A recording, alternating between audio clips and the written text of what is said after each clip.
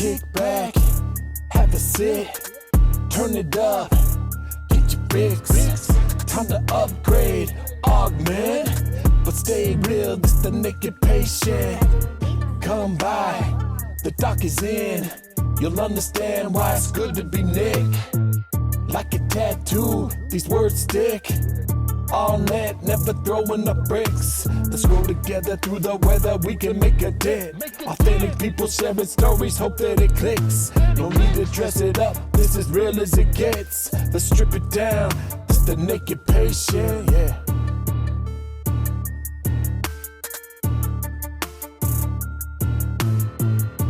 Hello and welcome to the Naked Patient Podcast. I'm Dr. Nicholas Howland. With me today is my patient, ChelseaAshland. I said it right, yeah? Yep, you got it. Oh my, first take. That's perfect. Okay. Thank you for coming on today. Yes, thank you for having me. So let's just dive right into your surgery journey, because there's a lot of my patients that I specifically bring on because I've learned a lot about their journey, a lot about their life. And I actually don't know a lot about you. I see you post some really cool before and afters on Instagram. So I've seen some of your weight loss journey, but kind of somebody who doesn't know, like, just give me your journey. Okay. Yeah. So mine kind of goes pretty far back. I mean, I think I've struggled with weight loss for most of my life. My mom, God rest her soul, was very into fitness and was kind of in high school and stuff would make like comments a little bit that were like not the coolest, you know what I mean, about maybe me not being thin enough or not like looking good enough. So I hired like a nutritionist for the first time when I was like 16. Oh, wow. And I lost a bunch of weight, and I got all the way down to 117 pounds, which now is like, that's scary, right? That's really, really low. Where had you started? One of my sister's friends owns she does it out of her house. Like, she's like a personal trainer. I can't remember the name of it right now, but I worked with her. It really worked really well. But it kind of, from an early age, I kind of had like bad ideas and, processes when it comes to food and like unhealthy eating, binging. So I ended up like gaining a bunch of weight back. And then it kind of just put me in the cycle of like back and forth and back and forth. So let's see here. So let's say my mom passed away when I was 23 years old from an overdose. And that kind of messed up my whole life for a really long time. I started drinking a lot. I started partying a lot. Kind of went down a bad path and was just very unhealthy in general. I was pretty overweight. Was that a surprise? I mean, obviously an overdose is a surprise. It was not a surprise. Was the drug use was not a surprise? No. Yeah. It was like my entire life, basically. Okay. Like, I can remember me from a very young age, her drinking and things like that. She went to rehab a lot, kind of was in and out. So because of that, I have a very close relationship with my dad. Mm-hmm. Like, we're best friends. And after she passed away, I just got more and more unhealthy, started drinking a lot, started doing ecstasy, doing cocaine, things like that. Do you have siblings? Yes, I do. I have an older sister. She's 40. She's like 42, I think. How old was she when your mom passed away? She's 12 years older than me. I was 23, so she was 35. Okay. Yeah. So, that kind of just set me off down the wrong path, and I kind of just floated for a couple years, not happy, but not absolutely to the point of misery that I eventually got to. Mm-hmm. And in 2018, 2 days after my mom's death anniversary, my best friend died in like a freak accident. She got an emergency root canal done, and it got a piece of metal broke off inside her mouth. It got infected, gave her sepsis, and she died. Oh my God. This all happened within like a week. So that was like the tipping point for me. That was kind of where I was just like, I don't care about anything anymore. I was just completely out of control for like a month. I would sleep for 3 days, go party, sleep for 3 days, go party. So my dad and my sister got together with me and told me that they think that I should go to treatment. Mm-hmm. At that point, I was like, I agree. Like, I was completely on board with it. I didn't want to keep doing what I was doing. So I ended up going to treatment at Deer Hollow in Draper and got sober for about 6 months, fell off a little bit, got a DUI, which was horrible. And that's really what set me straight. I'm very grateful that happened. And I know that sounds weird because it was very expensive. I rolled my car. Yeah. I had to go to jail for 2 days to make up for it. But that was kind of a blessing in disguise for me because it really helped me realize, like, I can't keep doing this, essentially. And I always say, like, I was given the gift of desperation. Like, I'd gotten to the point where it was, I can change or I'm going to die. So I got sober for good that time. I mean, God willing, we'll see how long. Hopefully it lasts forever. And then about 6 months later, I was driving somewhere with my dad and he mentioned something to me about like my weight loss, and he was just like wondering what was going on. And I just immediately broke down and started crying. And I was just like, Dad, I have no more hope. Like I have no hope that this is going to get better. Like, I feel like I've tried every diet. I've tried so many things and I just don't think it's going to get better. And he just looked at me and he said, I will never give up on you. Like, I'm not going to give up on you getting healthy and you getting better. And I was just like, okay, well, I mean, I don't know what we do next. And he encouraged me to reach out to Rocky Mountain Associated Physicians, which is like a bariatric specialist. Yeah. So in January they do great. We shout out them on the show a lot. Oh, awesome. Yeah. So we went to see them in January of 2020 and I got my surgery like a month later. And I got a full gastric bypass. You nailed that window. Yeah, well, it helped because we were cash pay. So we didn't, because I mean, you can do it through insurance, but it's such a process. I'm sure you know a little bit about that. But yeah, so my dad was just like, let's knock this out and let's do this. Let's get you moving on this journey towards health. And what was your heaviest weight? 250. Okay. Yeah. So. And you're little. You're not. Yeah, I'm like 5'6". Okay. Yeah. So it's funny. People always say like, I swear you weren't, like, it wasn't that bad. It wasn't that bad. And I'm like, it was though. Like, go look at some old pictures and you'll see. And it's just, yeah. So within 6 months, I think I had lost like 60 or 70 pounds. And it was like, I don't want to say it was easy, but it was much easier after I got the surgery because it was like, I couldn't eat as much and I knew what I had to do in order to continue to lose weight. And it just kind of flipped something in my brain. And I think it was with the sobriety as well. If I hadn't been sober, I don't think I could have done any of this. I think it gave me like a newfound clarity to what really matters, what's important and what I need to do if I want to be happy. Yeah. So, yeah, it was about 8 months out, maybe a year when I heard your name for the first time. So I had a nutritionist at the time. I've worked with nutritionists and trainers like on and off just with like weightlifting and stuff like that. Yeah. So I made my consultation to come meet you and yeah, kind of changed my life. So yeah, it was, I think it was 6 months to get in with you because you're so popular and busy. I'm sorry. And then, no, it's okay. It was worth it. And then it was like another 6 months to get the surgery. Yeah.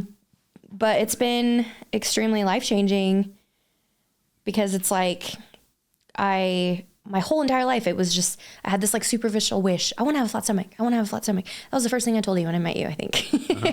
I was like, that's just what I want. Like, I want to have a flat stomach. And it was like so important to me. And through these years of hard work in the gym and nutrition, and then you helping me, it's like, I'm finally to that place where I feel truly confident for the first time in my life. Like I can look in the mirror and I'm not picking apart everything and I can eat a cheeseburger and I don't feel bad. And, you know, just healthy habits that have really come into play over time that I've been able to maintain, which is really cool. Yeah. Yeah. So I want to thank you for sharing that. Yeah, of course. Because now I want to drill. Yeah, you deep dive. Let's do it. Into a little bit of it. What's cool to me is your dad telling you that he'll never give up on you. Because every time you were in my office for a pre-op consultation or the day of surgery, Dad was right there. Yep. He's always there. Yeah. And he took care of me for those first 2 weeks. I went and stayed at his house, and I remember he said one day, he was like, if I would have known just how intense this was going to be, I probably would have hired a nurse. And I'm like, Dad, it's bonding time. It's been great. Don't you love changing my drains? Like, isn't this fun for you? But yeah, he's 100% my biggest cheerleader, my best friend in the whole world, and just always there. And that moment of him saying, I'll never give up on you, like that was a very poignant, just something that I'll never forget, that conversation in that car that day when I was crying. And he was just like, I'm never going to give up. Yeah. Because sometimes we need that, like when we're so low and we feel so lost and like we just don't have anything left to fight for. And then you have somebody who loves you enough that says, I'm not going to let you give up. Yeah. And yeah. Had you guys always been close? Yeah, I've always been daddy's girl for sure. Ever since I was a little kid, just growing up with my mom being sick and him really being kind of my protector. And then when my parents got divorced, he ended up selling a couple of his cars so that he could buy a house so I'd have somewhere to live, because my mom was like pretty out of control at that point. She was just in alcoholism, very sick. It's a disease. Yeah. So he's kind of always been my savior. And to this day, he's the person that I call if I ever need anything. You know what I mean? So how old were you when they divorced? So that's kind of a complicated question. So they didn't divorce for like 5 years after they split up, but I think I was like 16 or 17 when my dad moved out. Okay. Which was a hard time because I was still living with her. So it was like, I took on the role of mom a little bit with her, which was very difficult. And I tried to stay with her for as long as I could. And yeah, it was just really hard growing up and having to kind of be the parent in that situation, because my dad has heart disease. He had a heart attack, I think for the first time when I was like 12, and he's much better. He's very healthy. He's had operations and stuff like that. But it really got to a point in the relationship with my mom where he kind of had to say, like, my children need a living parent. And if I stay any longer, I'm going to have a heart attack and die. Like, I can't take the stress anymore. Yeah. So he made the decision to leave and to put me and my sister first. And it was never a lack of love. I mean, to this day, my dad is still in love with my mom. He won't date anybody else. He's a stubborn old man. But yeah, it was never a lack of love. It was just him having to make a decision to take care of his children, which I appreciate. So it was still quite a few years before mom passed away after that. Yep. Okay. That is the picture I'm trying to get. Yeah. And that's wild. He never dated or got remarried. Nope. He doesn't. He's just not. He says that my mom was the love of his life. I wish he would a little bit, like I wish that he would just, find somebody to go on vacations with, go on golf trips with, because it's his thing. He loves to golf, but he's very dedicated to his own health and to his children, which is great. So yeah, when we try to hang out with him as much as possible, he likes to go on his golf trips as much as possible. He's actually going this weekend. Nice. Yeah. How did your sister cope with your mom passing away? So my sister actually was the one that found my mom. It was, towards the end, it was this is going to get a little dark probably. Hope that's okay. Mm-hmm. Towards the end, my mom was very paranoid and freaked out. Like, she would call us in the middle of the night and be like, I'm dying. I need help. We'd go over there. She's okay. She doesn't want help. You know what I mean? Kind of got to a point where it was like she was crying wolf, and we would just be like, okay, we'll be over in the morning. Okay, we'll be over in the morning. So the couple days before she passed away, she was calling us saying this, saying that. And my sister was like, I'll be there in the morning. I'll come check on you in the morning. And when she went over there, that was when she found her. So it ended up being, I think, a heart attack is what it ended up being. But it was an overdose. She was drinking a lot, cocaine. And then also I think she was taking muscle relaxers, which I think might've been what really sent it over the edge. But my sister's always been the rock in my family. She's the one who takes care of all of us. She's the one who if there's a problem, she's going to solve it. And that's kind of how she's always been. And I'm grateful for that. We're 12 years apart, so we're very different. Yeah. And we try to have close relationship, but we're just so different. Like, we're very different people, but she's always taking care of us. She takes care of my dad as much as he'll let her. And that was a very difficult time for her. She was very much in shock for a very long time. And she lives in my mom's house now. Like, she sleeps in my mom's room, and that she finds comfort in that, which I think is interesting because I don't like going there. It's not my favorite place to be, but she really likes it. So yeah, a lot of trauma. My sister's had her own struggles with alcohol. But she actually recently got sober like 6 months ago. She hasn't had a drink in like 6 months. So I'm really proud of her. Yeah. Good for her. Yeah. I really think that our family, we are trying to break generational curses, I think, because addiction has been so prevalent on both sides of my family for many generations. Yeah. My dad always jokes that like we need a family special at all the rehabs in the valley because my whole family's been there so many times. It's so true though. And it's such a hard thing to break because like generational addiction and generational trauma is a real thing. Yeah. And so I had a cool experience with a family member who died of an overdose. And she left behind 5 kids. Oh, okay. And we went to the funeral, and this was the same thing, not a shock. Like, it was obviously a surprise, but everybody's like, well, we knew it was coming, unfortunately. How else was she going to go? And it was, the funeral was at it was an LDS funeral. And here's the issue that I have with just funerals in general. Mm-hmm. I think we tend to be overly respectful of the dead, which is important. I think it is, but also in tiptoeing around like situations like that, and in being respectful of the dead, we sometimes lose an opportunity to teach. Yeah, I completely agree. And so all of the family members, including her kids, were getting up and were giving these beautiful kind of eulogies of their mom, mm-hmm. and all the good things that they remembered. Yeah. And one of the boys got up and he goes, let's not forget about the elephant in the room here, guys. Mom died of a drug overdose. Yeah. Mom was a drug addict. Yeah. Okay. And we're going to miss out on a real opportunity if we don't say drugs are a problem. Yeah. And this is a really good, stark reminder to say, if you've got this problem, or if you have friends or family in your life, like, reach out to those people, get them the help they need, get yourself the help they need. Like, let's make this better. Yeah. Like, it's important to remember the good things about mom, but we failed her. Yeah. We didn't get her the help that she needed. And it was the greatest funeral talk I've ever heard. And it's the one I've always remembered. Yeah, it sticks with you, especially at an LDS funeral. Oh, yeah. Oh, yeah. Listen, I've been to funerals before where everybody's getting up talking about, so-and-so's now in heaven. And I'm like, what? He was a dick. He's not in heaven. What are you talking about? That's not what the doctrine teaches. Yeah. Yeah. I like that, because with my mom, we're not really super religious people. We had more of like a celebration of life.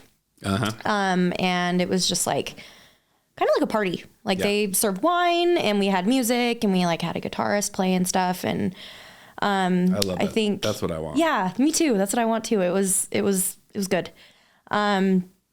Absolutely hate funerals though. I can't go to funerals anymore. I've been to too many. It's not my thing. But I think, what you said is really important. Let's not ignore the elephant in the room. I think that addiction and, trauma, lots of trauma. I have PTSD from all the stuff I've been through. I think that we need to talk about them more. We need to talk about how we got to where we are, what's going on with us, what we did to get better. Going to that treatment center, it was super PTSD focused and it changed my life. Like, I did lots of trauma therapy. I did this thing called EMDR, which is like eye movement desensitization. You can edit that part out. And just, I think that it's something that you have to really treat from the inside out. And addiction is not just addiction. People are not using and drinking and literally destroying their lives because they want to. It was never a question of if my mom loved us or if she wanted to, be sober. It's like, it gets to a point where it's not in your control anymore and there's nothing that you can do. And it took her dying for me to realize that. I used to blame her. I used to say, why don't you love us enough to quit? I don't understand why you can't just quit. Why can't you just get better? And I'm a little ashamed of that now because I know better now personally, but, well, hold on, Chelsea, because I'm actually gonna challenge you on that a little bit. Okay. Because I don't love the disease model approach to alcoholism and to addiction.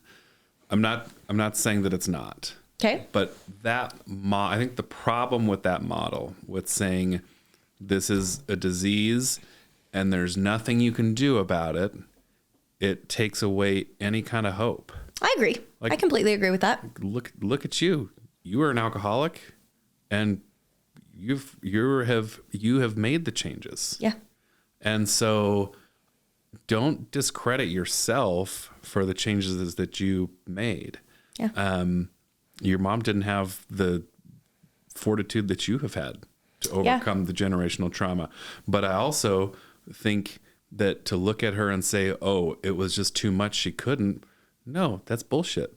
Yeah. She didn't. Yeah. And that's not on you. And that's not, I just don't take away that hope. Yeah, I agree with you. Yeah, I think. And give yourself the credit that you deserve. Thank you. Yeah. Yeah, I agree. I think that there's definitely, a genetic component to it, which I absolutely have. And that's why it's so important to me to continue to lead by example with, like my nieces, and like I have cousins and aunts and uncles and so many people that are dealing with this, and just leading by example and trying to show them, that a life of recovery is possible. You can still have fun. You can still go out. I still go to raves like every weekend with my boyfriend, and we don't have to get high. You know what I mean? Yeah. So just really, I've just been focused on, building a life that I love, that I'm proud of, building a me that I'm proud of, while maintaining my sobriety, but also still having fun. You know what I mean? Yeah. And, I think that's going to affect so many people. Yeah, I hope so.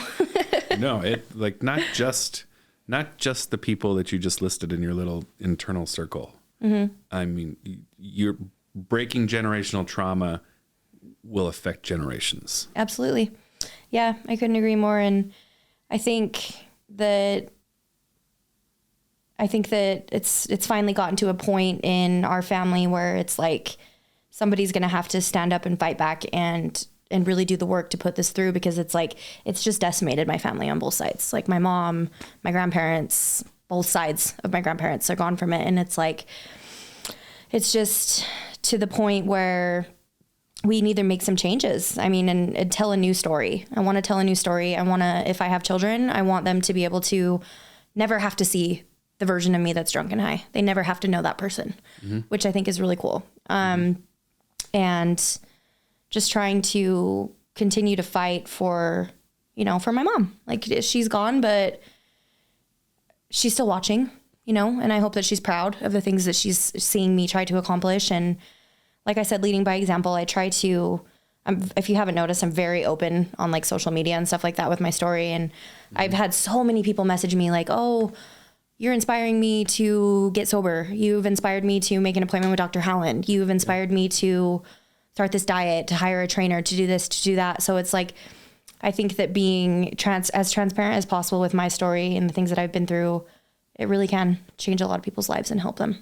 Yeah. Well, you've become so inspirational to those people because you don't play a victim to any of those things. Yeah, definitely not. Like all of those things, you've found a way to look at them through almost a lens of gratitude, where you're like, hey, I'm that car accident, or not the car accident, the DUI got me to where I am today. Yeah.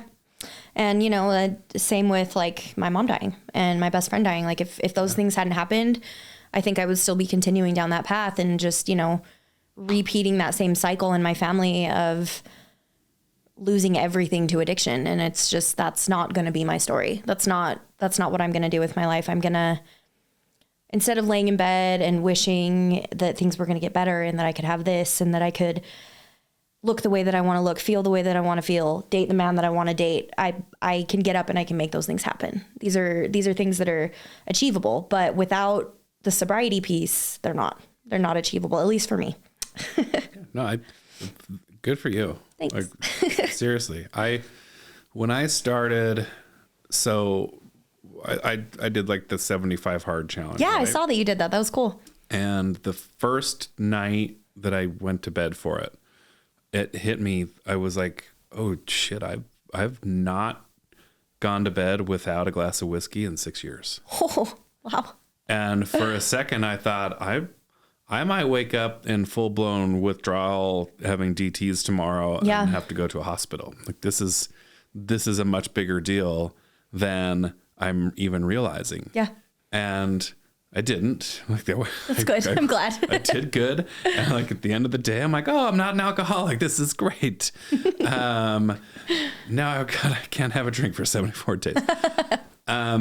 But for me too, I have, since that challenge started to kind of slowly bring alcohol back in, but I see like where I can't just go gung ho and back to where I was before, because it deadens, and it is as much of as it can do for good, it can do for bad.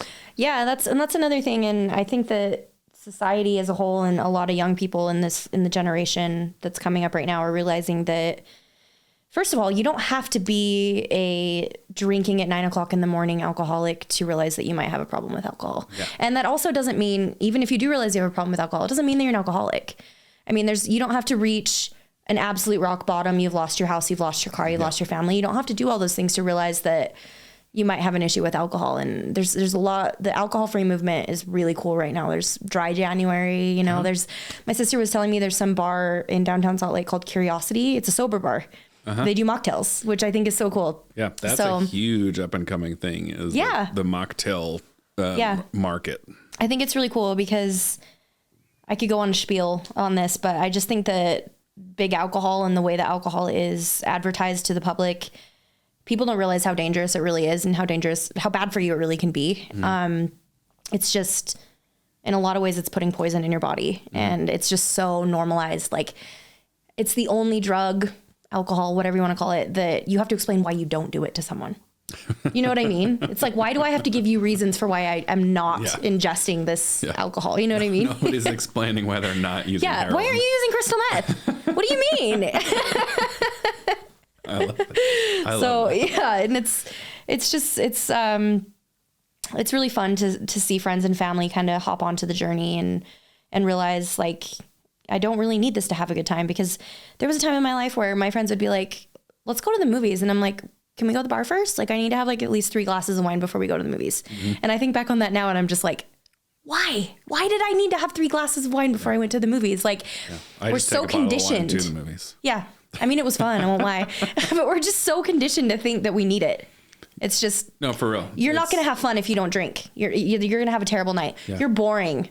Yeah. Why are you so weird? And it's just like, it's not weird. Like, let's embrace this new, different way of doing things, like a sober bar. I'm so down for a sober bar. I want to go to a sober bar. Well, when I was younger, I was getting married, and we had this, it was like the night before the wedding, and we all went out in Park City, and my ex-wife was from, she grew up in Alaska, and she had all of her friends come down from Alaska for the wedding the next day. And so I had a bunch of buddies here from Salt Lake, and we were all hanging out up in Park City.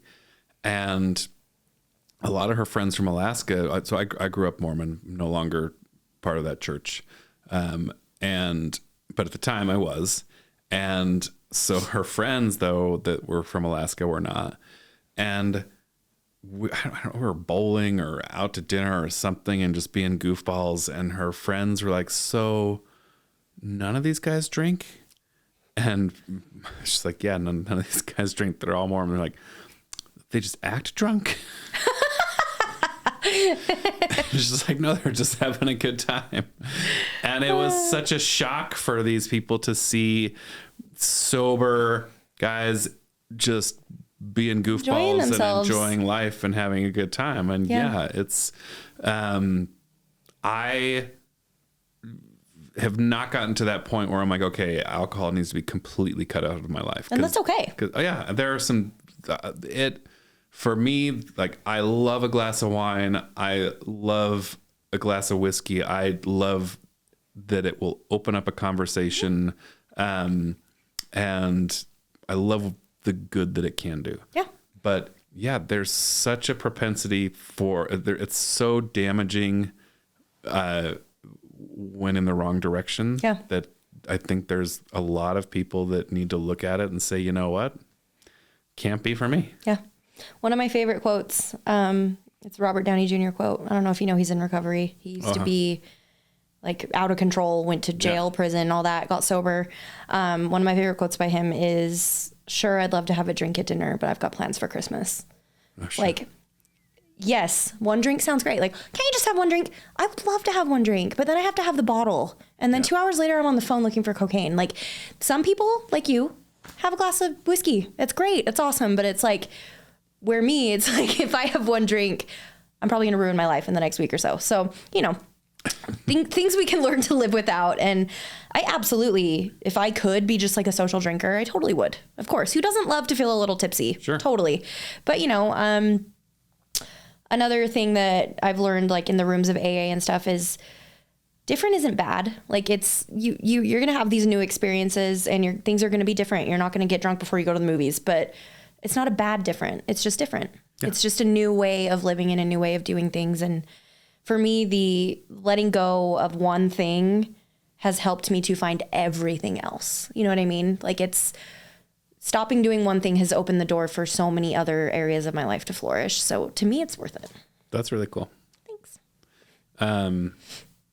Yeah, I really like that perspective. I love what you said earlier too, where it doesn't, you don't have to be a full-blown alcoholic to have a problem with alcohol. Yeah. Like before 75 hard, like I had a problem. I wasn't an alcoholic, but I had a problem with alcohol. I never woke up needing a drink. I never needed a drink at work. But I would come home and that was your evening. Yeah, that was the evening. We're going to have a bottle of wine, and then maybe a cocktail mixed in there, maybe some whiskey. And it was a problem. And it was too much, and it was keeping my weight not where I wanted it to be. It was keeping my energy levels not where I wanted to be. And I had some friends who were really concerned and were like, dude, and cutting it way back has really cutting it out completely for those 75 days. And now being very cognizant of why and when has really changed my life. Yes, it gave you a new perspective on it. I read a thing the other day, excuse me, where it was like, is dry January too much for you? Is dry January too much for you? Try damp January. And I'm like, okay, like this sounds a little hokey and cheesy, but like, yeah, if you want to re-examine your relationship with alcohol, but you don't feel comfortable quitting, cut back a little bit. You know, I mean, you can look at a situation and say, you know, I don't feel like this is serving me anymore. This is not serving my higher good. And you can take a step back. And I think that's great that you're able to examine your relationship with alcohol and that you don't have to give it up. That's fantastic. Well, I thought that was going to be the hardest part of 75 hard for me. Yeah. Like the no drink. I thought that was everything else. Like I can do this. That was honestly the easiest part of it. Yeah. It was like, oh, I just don't do this anymore. And nothing was weird. Like I went to several parties. Yeah. And the only times, what's funny, and one of the things that I learned, there were twice that I really wanted a drink. And both of those times were high anxiety, super stressed out times. Like one of them, I was traveling home. I was in the airport. It had been like a 36-hour day of travel. Oof. I was coming home from Turkey. It was supposed to be like 22 hours, like 36 with all these delays. And I'm stuck in the airport and I'm like, oh, I could really use a drink right now. I'm like, this is the worst fucking time to want or need a drink when you're just like tired and stressed and anxious. What is that going to do other than just make it worse? Yeah. And it's interesting. People turn to alcohol when they're stressed or they find it as a way of coping, but it's going to wreak havoc on your nervous system. So it's like, yeah, you might feel a little bit better. I remember that moment when you first take a drink and you kind of feel yourself calm down, but it's like, it can really up your depression. It can really up your anxiety. It can just kind of mess with your whole body, your nervous system in a lot of ways. But I think that it is a lot of people's way of coping and there's better ways. Oh yeah. which you now know, Absolutely. which I think is great. Yeah. Absolutely. So, your boyfriend's in the room, so we're going to talk about him for a little bit. Okay, let's do it. Because I saw a cute Instagram post that you had made where you were like, or maybe you told me this, I can't remember, but he's also sober. Mm-hmm. And so tell me how you guys met and how, because that's part of your relationship. Yeah, that's a huge part of our relationship. So we actually just met on Facebook. He added me and I messaged him and I was like, you're sober, you go to raves and you go to the gym. And he was like, yes. And I was like, you're ticking all of my boxes. Like, I literally have this saved somewhere. Like, I screenshot it. And he's like, you're ticking all of my boxes too. And I was like, are you single? He's like, yeah. So we ended up meeting up at the gym. And normally when I would, meet guys off of the internet, it's a pretty underwhelming experience a lot of the time. You know what I mean? Like they don't look the way they say they're going to look. They're not, you know what I mean? They're catfishing, you would say. Mm-hmm. Yeah, no, that is not what happened with him. He literally walked up and I was just like, I think I had those like Bugs Bunny hard eyes, you know what I'm talking about? Where it's like, Ow. Yeah. Uh-huh. And I was just like, wow, this guy is beautiful. Like he's a very, very good looking man. And you are beautiful, Ryan. It's my Greek god over there. And our relationship kind of just started with hanging out at the gym. We'd go to meetings and stuff like that. And do you mind if I talk about Riley a little bit? Okay. And we can always cut this out if you're okay. like, I don't like that. Yeah, I think we can. So we started hanging out just every once in a while, keeping it super casual. And then, he was in treatment at the time, in outpatient treatment, and he was in treatment with his best friend of like 10 years. And I had met his best friend. We'd all go to the gym together. It was really fun, but he actually relapsed and died. His best friend did. Oh God.